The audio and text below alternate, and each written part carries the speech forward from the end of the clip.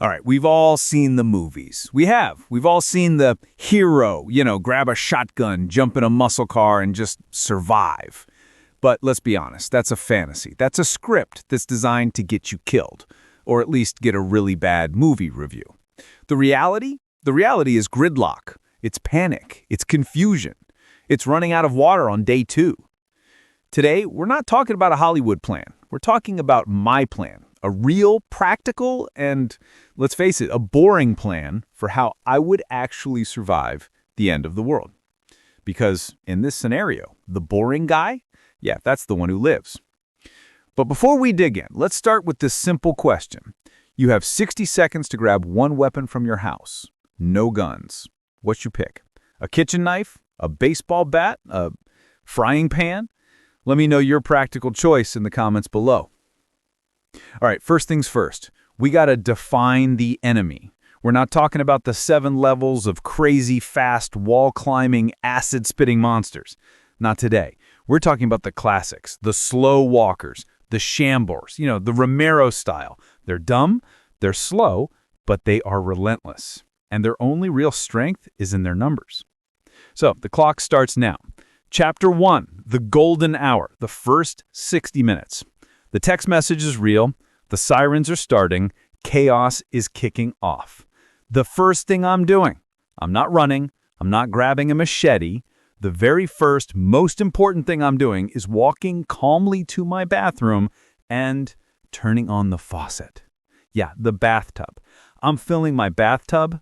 I'm filling every sink, every pot, every pan, every empty soda bottle I own with clean, drinkable water. Why? Because the single most important resource, the one that will collapse first, is the water grid. The power grid, the water treatment plants, they're not run by zombies, they're run by people. And those people are about to leave their posts and never come back. That water pressure is gone in a few hours, forever. While that tub is filling, I'm grabbing my old hand crank emergency radio. My phone? That's a brick in about 3 hours, maybe 4. It's useless. The internet is useless. The only thing that will matter is the emergency broadcast system. I need to know where the outbreak is. Is it local? Is it national? And where's the military trying, and probably failing, to set up safe zones? At the same time, I'm grabbing my go bag. Now, I'm not bugging out. Not yet. That's suicide. But I'm getting my bag ready by the door. It's got my life straw, a first aid kit, energy bars, and my crowbar. We'll get to that. The bottom line is, in the first hour, I don't care about weapons. I care about water and information. I've just secured 50 to 60 gallons of fresh water. And the rest of the panicked city? Well, they're already fighting over the last 12-pack of Dasani at the supermarket. Chapter 2. The Bug In. The first 72 hours. My golden hour is over. Now I'm bugging in. This is where 90% of the lone wolves get it wrong. They grab their bug-out bag and they run. They run right into the middle of the worst of the chaos. They run into the gridlocked highways, the panicked crowds, and the first massive herds. What's the plan? You're just a refugee with a backpack. No. My home is now my fortress. It's not a castle, but it's better than nothing. I'm not boarding up the windows. That's a movie myth. It's a waste of time, and it's a giant neon sign that says, "Survivors, food, and supplies in here." No, I'm just closing the blinds, locking the doors. I'm taking a bed sheet and maybe hanging it in the front window. Make the house look abandoned. Make it look looted. A boring house is a safe house. The most important thing? Be quiet. My goal for the next 72 hours is simple. Let the chaos pass me by. Let the first wave of panic burn itself out. Let the military's safe zones get set up and then, more than likely, fail. I am now just a ghost. This is the psychological test. I'm going to be hearing the sirens, the screaming, the noises. The urge to look outside will be almost unbearable, but I'm not looking. I'm in the back room, eating the food from my refrigerator first, the perishables. The steaks, the eggs, the milk, all that stuff has to go. Then I move to the pantry. I'm drinking my bathtub water, and I am listening to that radio. I am letting the world end without me. You know, it's funny. This is a good moment to pause. If you're finding this practical, no-nonsense breakdown useful, and if you think my plan to drink bathtub water is a stroke of genius, hit that subscribe button. We are dedicated to this kind of logical what-if analysis every week. We're glad to have you. Chapter 3. The Bug Out. The Journey. All right. It's been a few days. The first wave of violence is over, the power is out, the water is gone, the house is no longer a fortress. It's a trap. It's time to go. Now, the number one priority. This is the single most important step. The lone wolf is a myth. That guy is dead. I don't care how many movies you've seen. He's dead the first time he gets a simple cut that gets infected. He's dead the first time he needs to sleep. I mean, who's watching your back? Nobody.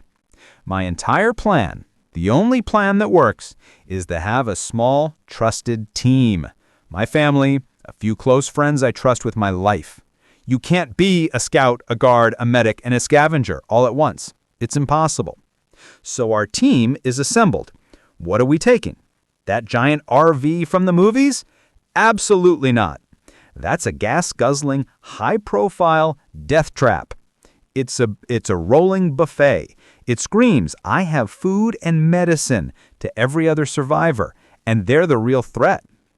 Not to mention, what happens when the fuel pump breaks? It's not like you can just run to an auto shop. It's a 30-foot-long paperweight they can't even get off the highway. No. We're taking the most boring common car we have, a gray Toyota, a beige Honda, a car that blends in, a car that has parts you can find anywhere. And we're not taking the highways. Those are graveyards. We're taking the back roads, and we're driving slow. What about the weapon? Am I carrying a katana? Am I looking for a machine gun? No, I'm carrying a crowbar. Why? Because it's silent. It never runs out of ammo. It's not just a weapon, it's a tool. It's a tool of leverage. It can open any locked door, pry open any crate, move any obstacle. The self-defense is just a bonus. My secondary is a carpenter's hammer. Practical, boring, and it works. Chapter 4. The End Game. The Location. So, we're on the road. Where are we going? Let's talk about the failed plans first, because, this is where everyone gets it wrong. The remote cabin? It's a classic movie trap.